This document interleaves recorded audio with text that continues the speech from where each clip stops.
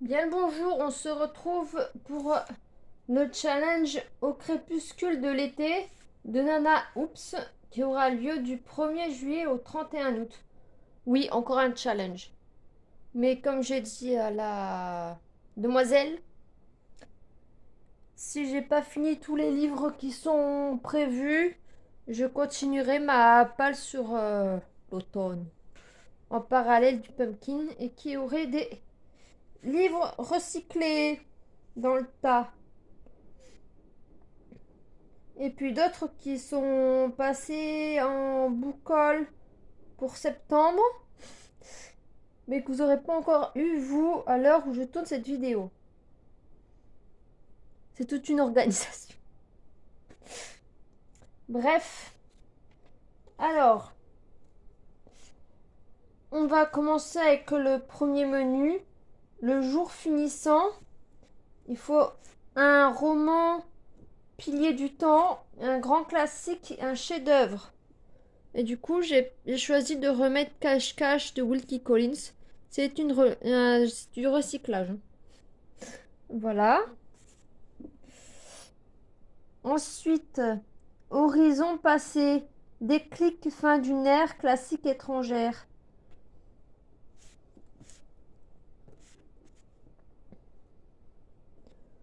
À la lumière du petit matin de Agnès Martin-Lugan. Ça me permettra aussi de découvrir cette autrice que je n'ai jamais lue.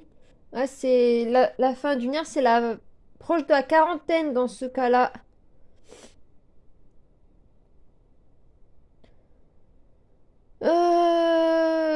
Le destin l'a fait trébucher. Voilà. Ensuite, le temple des mots, récit fondateur, origine d'un genre, spiritualité, religion. L'écriture et la raison.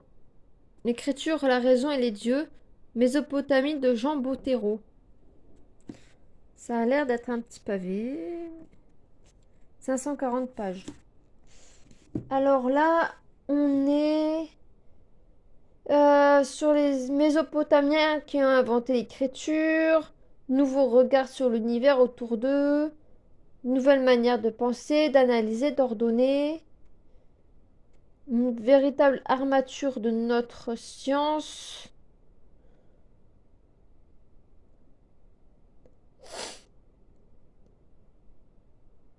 Ils vont inspirer Israël.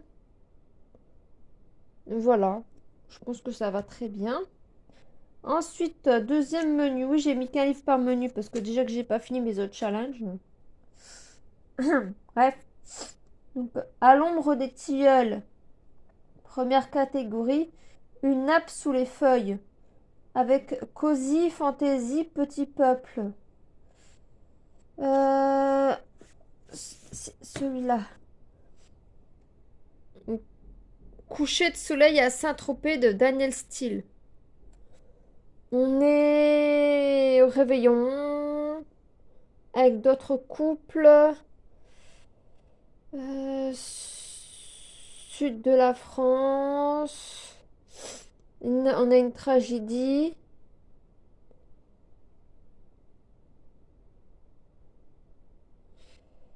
Ouais, voilà.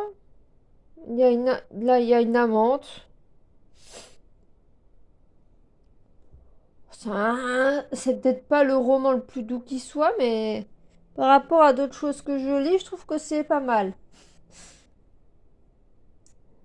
Ensuite, des rayons sur les branches. Solaire, nostalgie.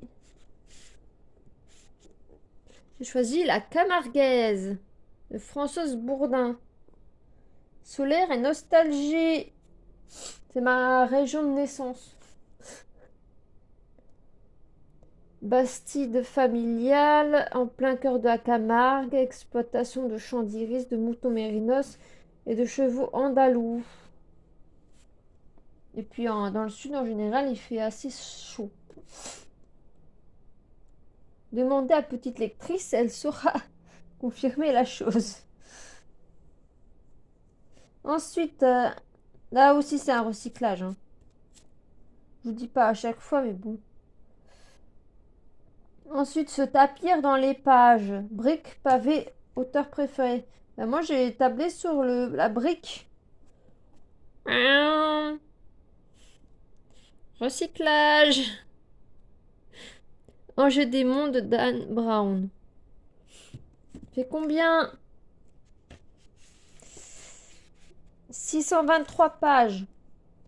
On est pas mal.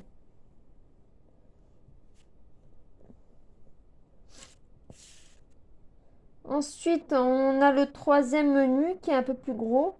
Plonger dans les eaux sombres, avec pour première catégorie, loin du tumulte sur le sable. Et pour mot-clé, étrange, secret, fond marin. L'encre des rêves de Gaël Nohan, comme vous le voyez.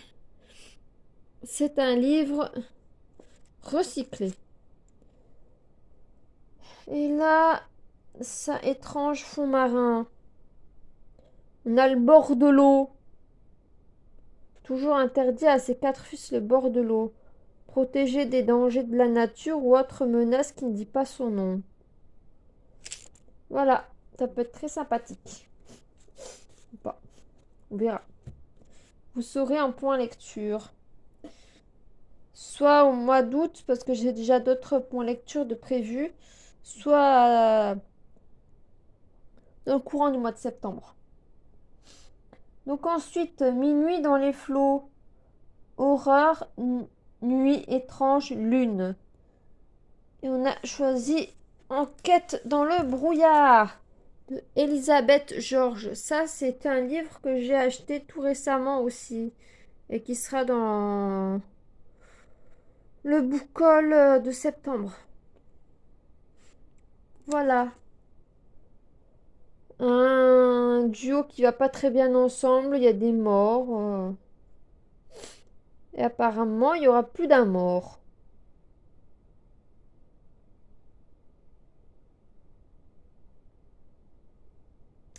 Voilà. Ensuite, brume intérieure, démon intérieur, traumatisme, passé, acteur qui nous hante. Là, j'ai choisi l'auteur qui me hante. Nya. Michel Onfray, déambulation dans les ruines. Celui-là aussi, c'est une relique des autres piles. C'est que je compte le lire. Du coup, je le mets dans plusieurs piles pour le lire. Et ensuite, le dernier, le supplice des rescapés hantés par le passé, survie, culpabilité. Face à la mer de Françoise Bourdin. Oui, c'est pas le seul, hein, de Françoise Bourdin. C'est le genre de petit livre que j'aime bien placer entre deux livres plus compacts. Ça fait des petites lectures sympathiques. Et ça me permet de découvrir des auteurs qui sont pas forcément valorisés.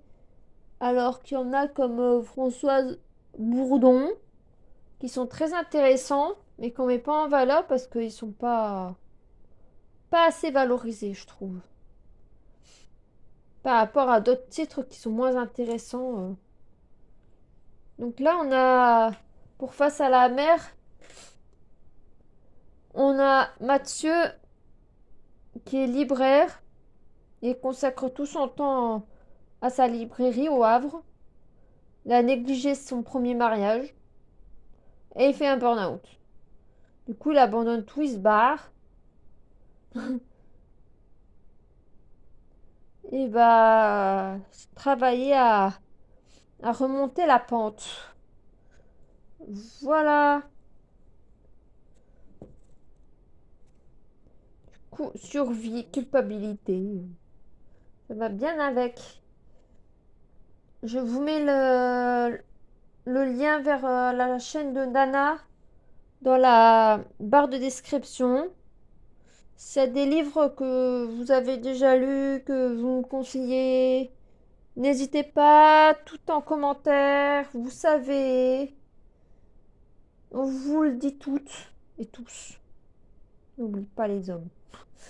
Même s'il n'y en a pas beaucoup par rapport au nombre de femmes. Bah, moi, j'en suis pas beaucoup en tout cas. Voilà. Je vous souhaite une bonne journée.